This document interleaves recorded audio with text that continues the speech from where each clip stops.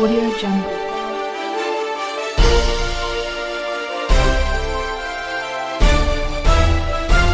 Audio Jungle.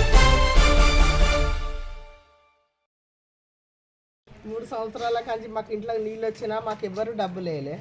ఈసారి మాకు డబ్బులు పడ్డాయి, 15,000 వేసింది. కాంగ్రెస్ వచ్చినా కానించే మాకు పైసలు పడ్డాయి.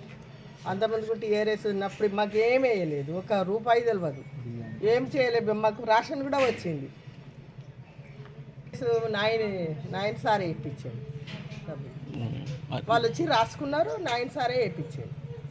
మాకు వర్షాలు బాగా పడి వరదలు వచ్చేసి ఇల్లంతా మునిగిపోయింది. బట్టలు అన్నీ, ఉప్పులు పప్పులు బియ్యం ప్రతి ఒక్కటి తడిసిపోయి పిల్లలతో ఇబ్బంది పడుతున్నప్పుడు మాకు ఎమ్మెల్యే గారు సార్ ద్వారా మేము సీరియల్ మా దగ్గరగా మా డివిజన్లో ఉండే మా అన్నకి కంప్లైంట్ చేసాం. మేము ఇట్లా మునిగిపోయిన వరదలలో ఉన్నామని చెప్పడం ద్వారా అన్న ఎమ్మెల్యే తరఫున అప్రోచ్ అయ్యి మాకు సాయం చేశారు. ఆ సాయంలో మాకు బియ్యం, ఉప్పులు, పప్పులు ఇచ్చారు 2 సార్లు, మరియు 15,000 మాకు అకౌంట్లో కూడా పడ్డాయి. అది మా ఎమ్మెల్యే గారు మాకు అందించారు, సాయం చేశారు, మమ్మల్ని ఆదుకున్నారు. మాకు రేవంత్ అన్న ప్రభుత్వంలో మాకు సాయం జరిగింది. మేము మంచిగా ఉన్నాం. మా గల్లీలో ప్రతి ఒక్క ఇంటికి 15,000 వచ్చినాయి, అకౌంట్లో పడ్డాయి. మాది డివిజన్ వచ్చేసి 47వ డివిజన్. ఎమ్మెల్యే గారికి, మా ఇంటి దగ్గర ఉన్న సిరిల్ అన్న గారికి సాయం చేసినందుకు ధన్యవాదాలు. నా పేరు జ్యోతిర్మయి గాజుల. నాయని సార్ రాజేందర్ రెడ్డి సార్ దయ వల్ల మాకు 15,000 అకౌంట్లో పడ్డాయి, బియ్యం కూడా వచ్చినాయి. 47 డివిజన్ మాది. దేనికి వచ్చినాయి? వరద బాధితులకు ఇండ్లకి నీళ్ళు వస్తే వేసింది. మాకు సామాన్లు, ఫ్రిడ్జ్ ఖరాబ్ అయింది, కూలర్ ఖరాబ్ అయింది, బియ్యం మూటలు కూడా అన్నీ దాడిచినాయి. చాలా కష్టపడ్డాము, మేము బాధపడ్డాము. ఆ సార్ మాకు 15,000 అకౌంట్లో వేసింది. వచ్చాయి. మా పిల్లలు కూడా చాలా ఇబ్బంది పడ్డారు. మాకు ఎమ్మెల్యే గారు చాలా సాయం చేశాడు. మాకు బియ్యం కూడా చాలా తడిసిపోయాయి. మా పిల్లలు, మేము చాలా ఇబ్బంది పడ్డాం. 15,000 అమౌంట్ కూడా ఇచ్చిండండి, నెల రేషన్ బియ్యం కూడా ఇచ్చారు. गड्ढा 47 वार्ड में रहती हूँ. BRS तो 20 ईयर्स 10 ईयर्स करे, लेकिन कुछ फ़ायदा नहीं हुआ. बेचारे कांग्रेस हाल में आके हमारी हेल्प करे. पानी आया जब राशन बांटे और 15-15 हज़ार अकाउंट में डाले. अब असगर भाई वादा करे, अब हमारी आगे भी हेल्प करते बोले नाना रेड्डी के थ्रू. हाँ, कांग्रेस वेरी गुड गवर्नमेंट. 47 డివిజన్ల బూర్దిగడ్డ, బాబూజీ నగర్, శాంతినగర్, భవన్ నగర్, పోచమ్మ గుడి ఏరియా, ఇదంతా స్లమ్ ఏరియా. గత 30 సంవత్సరాలకి వెళ్ళి ఇది స్లమ్ ఏరియా కింద మున్సిపాలిటీలో రిజిస్టర్ చేయడం జరిగింది. అప్పటికెళ్ళి 14 సంవత్సరాలకి వెళ్ళి ఈ బూర్దిగడ్డ ప్రాంతము, బాబూజీ నగర్ ప్రాంతము ఇప్పటికీ మునిగిపోతూనే ఉంటుంది. ఎందుకంటే ఇక్కడ నా ఇల్లు కూడా ఉన్నది, మా అధ్యక్షుని ఇల్లు కూడా ఉన్నది ఇక్కడ ఉన్న వాళ్ళకు. అప్పటికెళ్ళి మేము ఎన్నోసార్లు శానిటేషన్ ప్రాబ్లం ఉన్నది మొత్తుకోవడం జరిగింది. ఇట్లా ప్రాబ్లం ఉన్నది ఇక్కడ, నాగుల చెరువు కట్ట మీద మొత్తం మూసుకుపోయింది అని అప్పుడున్న ఎమ్మెల్యే గారు చెప్పడం జరిగింది. రీసెంట్గా ఇప్పుడు 10 సంవత్సరాలకి వెళ్ళి కార్పొరేటర్గా వహిస్తున్న టీఆర్ఎస్ పార్టీ వాళ్ళు 10 సంవత్సరాలకి వెళ్ళి బూడిదగడ్డలో చూసింది లేదు. వాళ్ళు ఎప్పుడైనా ఇక్కడ ప్రజలకు తెలిసి, ఇప్పుడు మేము ప్రజల మధ్యలోనే కూర్చున్నాం, ఇక్కడే వాడాలనే కూర్చొని ప్రెస్ మీట్ పెట్టడం జరుగుతుంది. ఎందుకంటే ఏదో మీడియా పాయింట్లను అక్కడిక్కడ కాదు, ఎక్కడైతే సమస్య ఉన్నదో అక్కడనే మేము కూర్చొని ఇప్పుడు మాట్లాడుతున్నాం. ఇదే 5 సంవత్సరాలకి సంగు నర్సింగ్ గారు కార్పొరేటర్గా ఉంటుంది. 5 సంవత్సరాలకి వెళ్ళి బూడిదగడ్డ కానీ బాబూజీ నగర్ ఎక్కడైనా పర్లే వచ్చి ఎట్లా మోర్లు ఉన్నాయి, ఎట్లా ఉన్నాయి ఎప్పుడన్నా చూసిండ్రా? నిన్న ఆయన అనుచరులతో పెట్టించి ఎమ్మెల్యే గారిని మేము బతిలాడుకున్నాం. సార్ మాకు ఇక్కడ కార్పొరేటర్ లేరు, మీరు ఒకసారి రండి సార్, మీరు వస్తారన్న మా ఇక్కడ అధికారులు పనిచేస్తారు అని చెప్పి మేము మా కాంగ్రెస్ ఉన్న నాయకులందరం కలిసి 40 డివిజన్ల నాయకులందరం కలిసి బతిలాడుకొని మన మూర్లు ఎట్లా ఆగిపోతున్నాయి ఏందని చెప్పి రైల్వే అధికారులతో మాట్లాడి కనుక్కొని ఈఎల్ఎస్ దగ్గరికి తీసుకెళ్ళి ఎమ్మెల్యే గారిని తీసుకొచ్చి, మేయర్ గారిని తీసుకొచ్చి, గతంలో కూడా తీసుకొచ్చి అక్కడ చూపించి చేసి అవన్నీ టిప్పర్లు పెట్టి మొత్తం దిగిపోయడం జరిగింది రైల్వే అధికారులు. మళ్ళీ రీసెంట్లీ కూడా నిన్న నాయనన్న పాదయాత్రలో కూడా మళ్ళీ అందరినీ కమిషనర్ అందరినీ పట్టుకొచ్చి ఇదంతా చూపించి మొత్తం చేయించి ఇక్కడ ఉన్న క్లినిక్ అన్నీ చేయించడం జరిగింది. కానీ ఏ రోజు కూడా స్థానిక కార్పొరేటర్ కాదు, మా దాంట్లో కొంతమంది కాంగ్రెస్ పార్టీ దొంగలు ఉన్నారు. వాళ్ళు కూడా ఎమ్మెల్యే గారిని, గతంలో ఎమ్మెల్యే గారు నిలబడి కూడా వాళ్ళని ఎమ్మెల్యే గారితో తిరుక్కుంటూ వాళ్ళని ఎమ్మెల్యే గారికి చేయకుండా వేరే వాళ్ళకి చేసిండ్రు. ఇప్పుడు కూడా అదే పని చేస్తున్నారు వాళ్ళు. ఎందుకంటే పార్టీని, ఎమ్మెల్యే గారిని, పార్టీలో ఉన్న క్యాడర్ని పక్కకు పడుతున్నారు. ఎందుకంటే వాళ్ళకు కూడా మేము కబదా చెప్తున్నాం. ఎందుకంటే ఖచ్చితంగా ఈసారి కార్పొరేషన్ ఎలక్షన్స్లో కాంగ్రెస్ పార్టీ 47 డివిజన్లో జెండా ఎగురుతుంది. ఇంకో విషయం చెప్తున్నా, 69 మందికి మేము ఇక్కడ గవర్నమెంట్ సర్వే ప్రకారం మునిగిపోతే కలెక్టర్ గారికి మా ఎమ్మెల్యే గారికి విన్నపం చెప్పినాం, ఫోటోలు పంపినాం. సార్ ఇక్కడ అన్ని మునిగిపోతారు, ఇల్లు మునిగిపోతాయి, ఫోటోలు కనిపించలేదు, 40 రోజుల్లో మునిగిపోతున్నారు సార్, ఇట్లా స్లమ్ ఏరియా సార్ మేము చెప్పు మా ఉన్న కాయలను మొత్తం చెప్పడం జరిగింది. చెప్పడంతో ఇమీడియట్లీ కలెక్టర్ ఆఫీస్కి వెళ్ళి ఒక సర్వేయర్లను పంపించి వర్షంలోనే మొత్తం ఇల్లు వెళ్ళకుండా అందరి ఇల్లు వెళ్ళకుండా తిరిగి ఎవరెవరు ఇల్లు పోయినాయి, ఎవరెవరు బియ్యం మునిగిపోయినాయి అన్నీ టోటల్గా తిరిగి 69 మందిని సెలెక్ట్ చేయడం జరిగింది. వాళ్ళ అకౌంట్లో 69 మందికి 15,000 రూపాయలు పడ్డాయి. ఆ పడ్డ సంగతి మాకు వాళ్ళు ప్రజలే మాకు ఫోన్ చేసి, అన్న మాకు 15,000 రూపాయలు పడ్డాయన్న, మీ ప్రభుత్వం మంచిదన్న, గత ప్రభుత్వం మాకు సాయం చేయాలన్న అని చెప్పి మాకు చెప్తే మేము చాలా సంతోషపడ్డాం. ఎమ్మెల్యే గారికి మేము కృతజ్ఞత చెప్పినాం. కానీ ఈరోజు కొంతమంది మరియు ఎమ్మెల్యే గారు సొంత ఖర్చుతోని 220 బియ్యం కిట్లు పంపించడం జరిగింది, రేషన్ పంపించడం జరిగింది. అదే బాబుజీనగర్ చౌరస్తాలో ఒక టెంట్ వేసి మేము అందరికీ పంచడం జరిగింది. ఇక 30 కిలోల బియ్యం కూడా గవర్నమెంట్కి వెళ్ళి మేము ఇప్పించడం జరిగింది. మేము ఎమ్మెల్యే గారు ఇట్లా 47 డివిజన్కి ప్రత్యేక స్థానం కల్పిస్తూ ఇవాళ మోరీలు కానీ అవి కానీ 1,60,00,000 పెట్టి శాంక్షన్ చేయడం జరిగింది. ఇక్కడ ఉన్న ర్యాంప్స్ కూడా 2 శాంక్షన్ చేయడం జరిగింది. ప్రతి ఒక్కటి బోడగుట్టలో కూడా 29 ఇండ్లు కడతాను. ఇప్పుడు అక్కడ మొత్తం 162 ఇండ్లు శాంక్షన్ అయింది, ఇండ్రం ఇల్లు. అందులో 60 ఇండ్లు మొత్తం ఫినిషింగ్ అవుతాయి. ఇప్పుడు ఇట్లా మేము చేసుకుంటూ పోతే కొంతమంది టీఆర్ఎస్ దుండగులు కానీ, కొంతమంది రిబల్స్ కాంగ్రెస్ వాళ్ళు కానీ వాళ్ళు ఉన్న క్యాడర్లను అందరినీ తప్పుడు ప్రచారం చేస్తున్నారు. కాబట్టి వాళ్ళందరికీ ఖబర్దార్. ఎమ్మెల్యే గారు శిష్యులం, మేము ఎమ్మెల్యే గారికి ఎప్పుడు గౌరవిస్తాం. వచ్చే రోజులలో కూడా ఎమ్మెల్యే గారు మంచి స్థాయిలో ఇక్కడ 40 డివిజన్ ఉంచుతారని చెప్పి ఈ అవకాశం ఇచ్చిన ఇక్కడ ప్రజలందరికీ కాంగ్రెస్ పార్టీ తరఫున నా యొక్క ధన్యవాదాలు. 40 డివిజన్ కాంగ్రెస్ పార్టీ డివిజన్ అధ్యక్షుడు. గత 20 సంవత్సరాల నుంచి టీఆర్ఎస్ గవర్నమెంట్ ఉండే, ఇప్పుడు బీఆర్ఎస్. అది వరద బాధితులకైనా దేనికైనా ఎటువంటి సాయం చేయలేదు.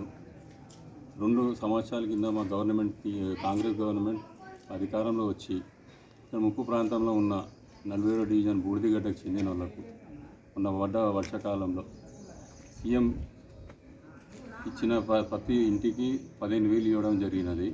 ఇంకోటి వాళ్ళకు ఎక్కడైతే డ్యామేజ్ అయిన వాళ్ళ ఇళ్ళ నీళ్ళు వచ్చి వాళ్ళు చాలా ఇబ్బంది పడుతుందని తెలుసుకున్న వెంటనే మా ఎమ్మెల్యే గారు శ్రీ నాయని రాజేందర్ రెడ్డి గారు వాళ్ళకు ప్రతి పేదవాళ్లకు అన్నం నెల రోజు రేషన్ వాళ్ళకు పంపించడం జరిగింది. ఇంకోటి మా డివిజన్లో మొత్తం వచ్చేసి అభివృద్ధి అంటే 2,50,00,000 నుంచి 50 లక్షలు శాంక్షన్ చేయడం జరిగింది. బోడగుట్టకు అయితేంది, బాలాజీ నగర్కి అయితేంది, భవానీ నగర్కు రోడ్లు వేయడం జరిగింది. కొందరు నిన్న అట్లా వీడియో పెట్టడం జరిగింది. ముప్పు ప్రాంతంలో ఉన్న 47 డివిజన్ మన బూడిదిగడ్డకు వాళ్ళు సెలెక్ట్ చేసి కొందరికి అమౌంట్ వాళ్ళ అకౌంట్లో వేయడం జరిగిందని చెప్పిన, కానీ ఇది అయితే వాస్తవం కాదు. వాళ్ళే గవర్నమెంట్ వాళ్ళు కూర్చొచ్చి వాళ్ళే ఎంక్వైరీ చేసుకొని, ఇప్పుడు ఇక్కడ మునిగిన ఇల్లు ఉన్నది, దాని పక్కకు బిల్డింగ్ ఉన్నది, హైట్లో ఉన్నది, వాళ్ళకి ఏవైతే ఇల్లు మునిగి ఉన్నాయో వాళ్ళకుండానే వేయడం జరిగింది.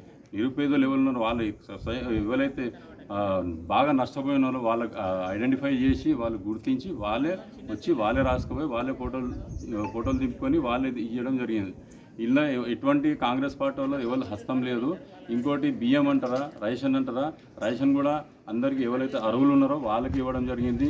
అది పార్టీకి అర్థంగా మేము చేసింది. అది ఎవరు బీఆర్ఎస్ కాదు, టీఆర్ఎస్ కాదు, బీజేపీ కాదు, పార్టీకి అతీతంగా ప్రతి ఒక్క ఇంటికి చేరవేసిన మేము ఇది రేషన్ కిట్లు అలా పార్టీకి అతీతంగా ఇచ్చినాం. మేము మా పార్టీ మీ పార్టీని కాదు. ఇందిరమ్మ ఇల్లు కూడా బీజేపీ వాళ్ళకి ఇచ్చినాం. బోడగుట్టల బీజేపీ వాళ్ళు అక్కడ అధ్యక్షుడు, ఇక్కడ మా 47 డివిజన్ బీజేపీ అధ్యక్షుడు కూడా ఈ మన ఇందిరమ్మ ఇల్లు శ్రీకాంత్, ఆయన పేరు శ్రీకాంత్,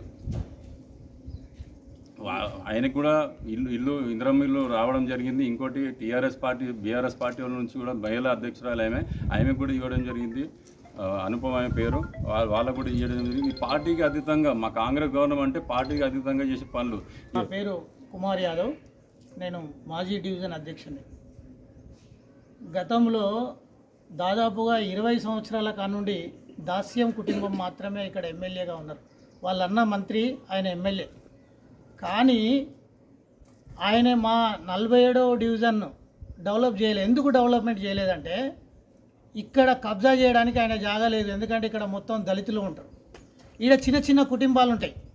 ఈడ జాగా తక్కువ ఉంటుంది, ఈడ జాగా రేటు తక్కువ ఉంటుంది. కాబట్టి ఈడ ఆయన కబ్జా చేయడానికి జాగా లేదు కనుక ఈ 47వ డివిజన్ను 20 సంవత్సరాల కనుండి ఆయన ఏమాత్రం డెవలప్ చేయలేదు. ఇంకోటి ఏంటిదంటే ఆయన అనుచరులు కూడా కనీసం ఆయన అనుచరులైనా ఇక్కడ చేద్దామనుకుంటే ఇక్కడ అంతా మేమంతా దళితులమేనా, ఎవరిదన్నా ముట్టుకుంటే ఊకూరనే ఉద్దేశంతో ఆయన ఇక్కడ డెవలప్ చేయలేదు. ఆయన ఎక్కడైతే ఆయన భూములను కబ్జాలు పెట్టించిండో, ఆయన అనుచరులతోటి కబ్జా చేయించిండో ఆ ఏరియాను డెవలప్మెంట్ చేసిండు. ఆ తర్వాత దీన్ని 10 సంవత్సరాల కానుండి 47వ డివిజన్ను చెత్త కుప్పగా మార్చిండు. కనీసం శానిటేషన్ లేదు, సైడ్ మోరీలు లేవు. ఈరోజు మనం చూద్దాం, మా ప్రభుత్వం కాంగ్రెస్ ప్రభుత్వం వచ్చి రెండు సంవత్సరాలు అయింది. అంతకుముందుకు వాళ్ళే కదా పరిపాలన చేసింది. ఇవాళ చూద్దాం సీసీ రోడ్లు, ఎక్కడ సీసీ రోడ్లు అయినా మొత్తం ధ్వంసం అయిపోయింది. కానీ నాయని రాజేందర్ రెడ్డి గారు మా 47వ డివిజన్ మీద ప్రత్యేక దృష్టి పెట్టి 2,20,00,000 రూపాయలు మా 47వ డివిజన్కు శాంక్షన్ చేసి పనిచేపించిండు. మా ఎమ్మెల్యే గారికి, మా రాజేందర్ రెడ్డి గారికి, మా స్లమ్ ఏరియాలో ఉండబడిన దళితుల పట్ల కానీ పేద ప్రజల పట్ల కానీ తనకు అపారమైన ప్రేమతోటి తను ఇక్కడ డెవలప్మెంట్ చేస్తున్నాడు. ఈ డెవలప్మెంట్ను కావలసుకొని డెవలప్మెంట్ కావద్దు, తనకు వేరే ఏదో చెడ్డ పేరు వేపియాలని ఈ టీఆర్ఎస్ పార్టీకి సంబంధించిన తొత్తులు ఇవాళ మా కాంగ్రెస్ పార్టీని కానీ మా కాంగ్రెస్ కార్యకర్తలను కానీ మమ్ములను కానీ ఇబ్బంది పెట్టే విధంగా చేస్తున్నారు. ఖబర్దార్, మీరు కనుక 20 సంవత్సరాల లోపుటు 20 సంవత్సరాల కానుండి బోడగుట్టను కానీ, ఇదే బాలాజీ నగర్ను కానీ, ఇదే బూడిదిగడ్డను కానీ మీరు చేసిన డెవలప్మెంట్ ఏది ఉండదో చూపించండి. స్థానిక కార్పొరేటర్ పని ఏంటిదయ్యా? స్థానిక కార్పొరేటర్ పని ఏంటిది? 47వ డివిజన్లో ప్రథమ పౌరుడు, 47వ డివిజన్లో కార్పొరేటర్ అంటే ప్రథమ పౌరుడు. తన పని ఏంటిది? మోరీలు బాగున్నాయా? సిసి రోడ్లు బాగున్నాయా? స్ట్రీట్ లైట్లు వస్తున్నాయా లేదా? అధికార పక్షానికి తెలపాలనా వద్దా? అధికారులకు చెప్పాలనా వద్దా? ఆయన పని అది. కానీ కనీసం మా బోడగుట్టకు వస్తే కార్పొరేటర్ ఎవరో తెలియదు. బూడిదిగడ్డలో కానీ ఏ ఏరియాలో కానీ కార్పొరేటర్ ఎవరో తెలియదు. ఇది గమనించాలి. ఖబర్దార్, మేము పని చేస్తున్నాం, పని చేసే వాళ్ళను మీరు పని చేయకుండా చేయకండి.